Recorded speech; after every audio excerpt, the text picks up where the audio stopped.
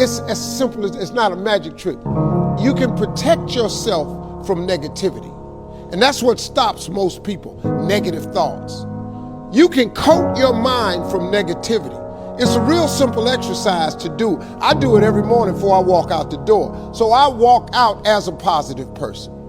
You know, I get tired sometimes. That's different from being negative, because I get mentally drained from my job at times.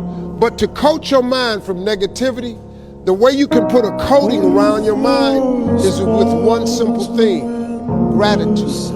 But the fact that you can walk, that's a blessing.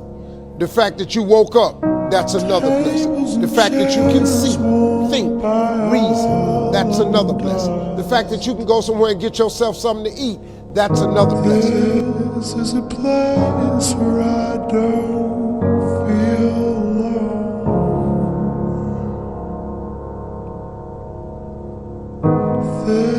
This is a place where I feel